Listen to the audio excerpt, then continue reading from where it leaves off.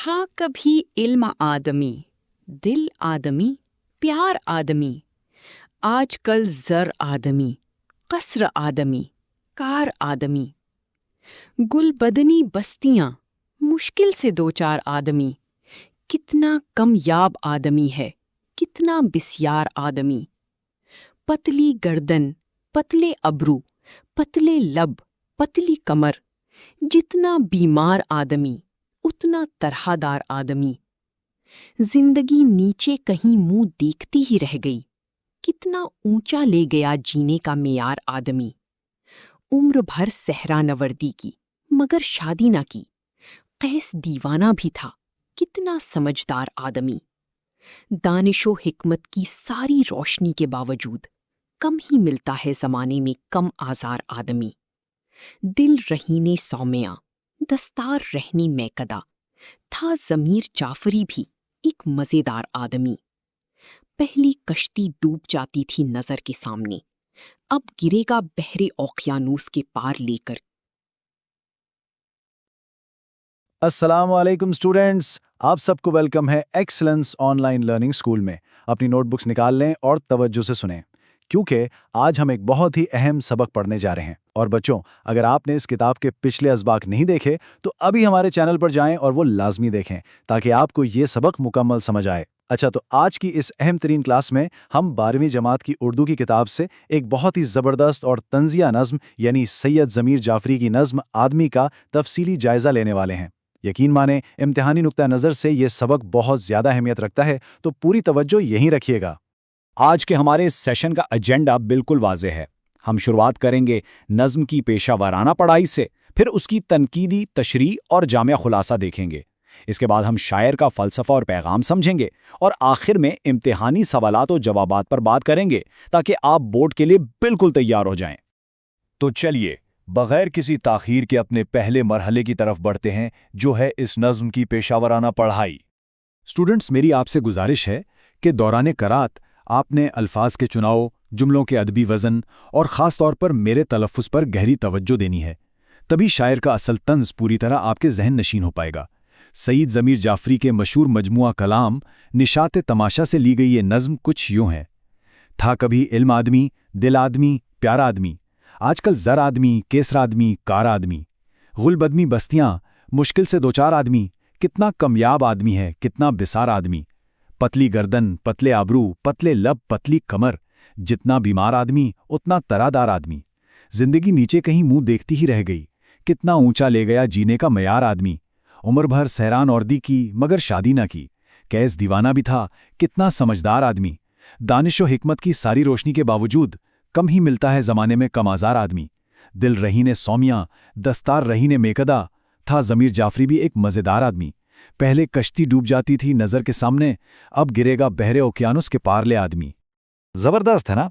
अब हम अपने दूसरे मरहले यानी इस नज़्म की तनकीदी तशरीह की तरफ आते हैं और ज़रा अशार की गहराई में उतरते हैं। अब ज़रा गौर करें कि किस तरह सैयद ज़मीर जाफरी ने बड़ी ही कमाल महारत से माजी और हाल के आदमी का एक ज़बरदस्त मवाजना किया है। पहले ही शेर में देखें कैसी तल्ख़ हकीकत बयान की गई है। माजी का इंसान इल्म, दिल और मोहब्बत की बुनियाद पर पहचाना जाता था, यही उसका कुल असासा था। लेकिन आज का जदीद इंसान, वो तो बस ज़र यानी दौलत, कसर यानी बड़े बड़े महलात और कार यानी गाड़ियों तक महदूद होकर रह गया है। सोचिए, आज इंसान की पहचान उसका आला अखलाक नहीं रहा, बल्कि उसका बैंक बैलेंस और मादी हैसियत बन गई है। अब इस शेर को देखिए। कैस, जिसे सारी दुनिया मजनू या पागल कहती है, शायर इसे एक समझदार आदमी करार दे रहा है। क्यों? क्योंकि उसने शादी के झमेलों और दुनियावी तकल्लुफ़ात से खुद को दूर रखा। स्टूडेंट्स, आपके ख्याल में मुसन्निफ इस नुक्ते से क्या साबित करना चाह रहे हैं? क्या आप इस नज़रिए से इत्तेफाक करते हैं? ज़रा सोचिए। दरअसल ये हमारे आज के खोखले समाजी रिश्तों और ख़ानदानी दबाव पर एक बहुत ही गहरा तंज़ है। आज का नाम नेहाद अक्लमंद इंसान इस दीवाने कैस से भी ज़्यादा उलझनों और परेशानियों का शिकार है।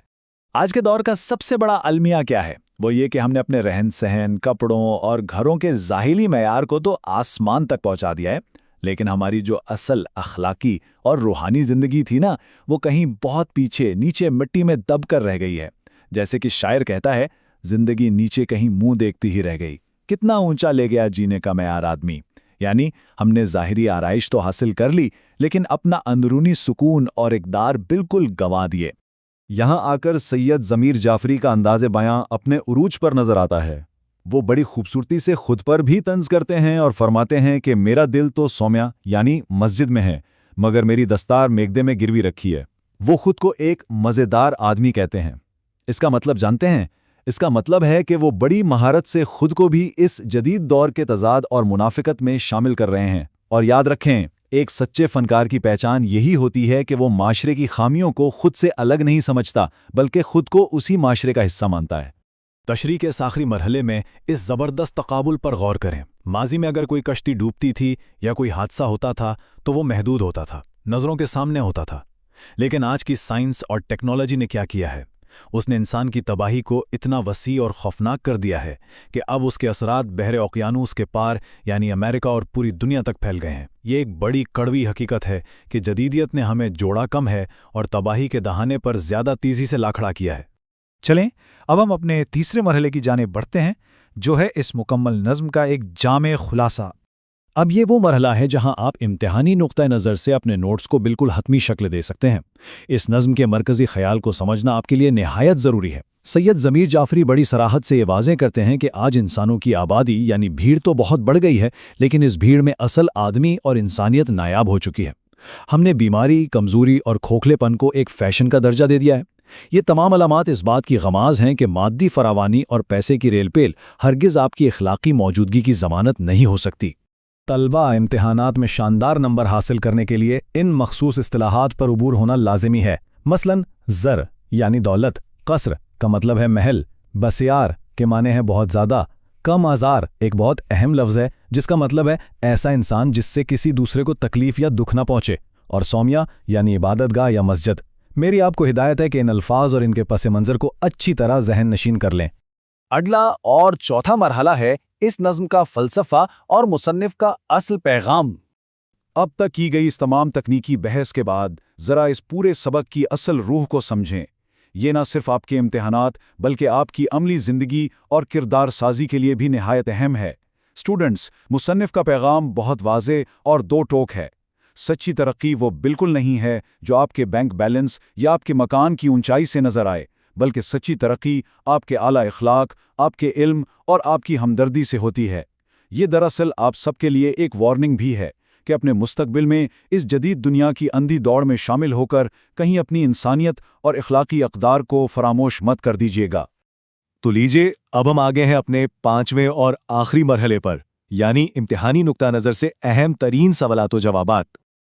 ہماری اس ماسٹر کلاس کا یہ وہ حصہ ہے جو براہ راست آپ کے بورڈ امتحانات کے پرچے سے جڑا ہے۔ پہلا تصوراتی سوال دیکھیے۔ جب یہ سوال آپ کے پیپر میں آئے کہ شاعر نے ماضی اور جدید آدمی کا موازنہ کس طرح کیا ہے، تو آپ کا جواب اس ایک بنیادی نقطے پر کھڑا ہونا چاہیے کہ ماضی کا آدمی علم، دل اور پیار کو اپنی اصل پہچان مانتا تھا، جبکہ موجودہ دور کے انسان نے ان اعلیٰ اقدار کو چھوڑ کر زر یعنی دولت اور قصر یعنی محلات کو اپنی زندگی کا واحد مقصد بنا لیا ہے۔ یہ وہ مکمل فریم ورک ہے جو ممتحن آپ کے جواب میں دیکھنا چاہتا ہے، اور اسی سے آپ کو پورے نمبر ملیں گے۔ اگلا ایک نہایت شاندار تشریحی سوال ہے کہ قیس کو دیوانہ ہونے کے باوجود سمجھدار آدمی کیوں کہا گیا ہے؟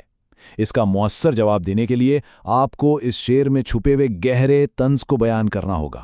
آپ لکھیں گے کہ قیس جدید دور کی منافقت، جھوٹی شان و شوکت اور ظاہری تکلفات سے مکمل طور پر آزاد تھا، اسی لیے اس کی نام نہاد دیوانگی آج کے اس کھوکھلے پن اور مادی عقل مندی سے کئی درجے بہتر اور سمجھداری کی بات ہے۔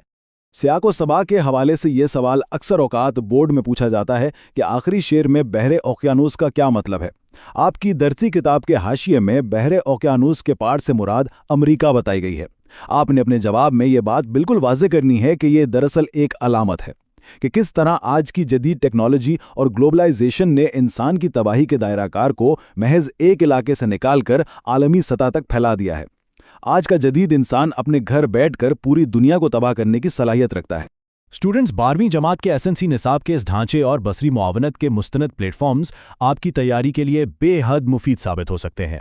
ہماری ہمیشہ یہی کوشش ہوتی ہے کہ آپ کو جدید ترین طریقوں سے بہترین تعلیمی مواد فراہم کیا جائے۔ میں آپ سب کو بھرپور تاکید کروں گا کہ ان وسائل کا باقاعدہ استعمال کریں اور اپنی سیلف سٹڈی کی عادت کو مزید پختہ اور منظم بنائیں۔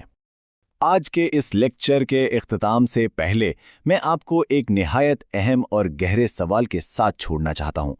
ایک لمحے کے لیے سوچئے گا ضرور، کیا واقعی آج کے اس مشینی، تیز ترین اور مادیت پرست دور میں آپ ایک کم آزار آدمی بننے کی کوشش کر رہے ہیں؟ ایک ایسا انسان جس کی ذات سے، جس کے الفاظ سے اور جس کے اعمال سے کسی دوسرے کو کوئی تکلیف نہ پہنچے؟ اس پر گہرائی سے غور ضرور کیجیے گا۔ اسٹوڈنٹس اس سبق کے نکات کو اپنی تحریر میں ڈھالنے کی کوشش کریں تاکہ امتحانی تیاری بہتر ہو سکے۔ اگر آپ کو یہ سبق پسند آیا تو ویڈیو کو لائک کریں اور اپنے دوستوں کے ساتھ شیئر کریں، اور برائے کرم ہمارے اس پلیٹ فارم کو سبسکرائب کرنا نہ بھولیں۔ مجھے پوری امید ہے کہ آج کی یہ نشست آپ کی امتحانی تیاری اور عملی زندگی دونوں کے لیے بہت فائدہ مند ثابت ہوئی ہوگی۔ اگلے سبق تک کے لیے اجازت دیجیے۔ خدا حافظ۔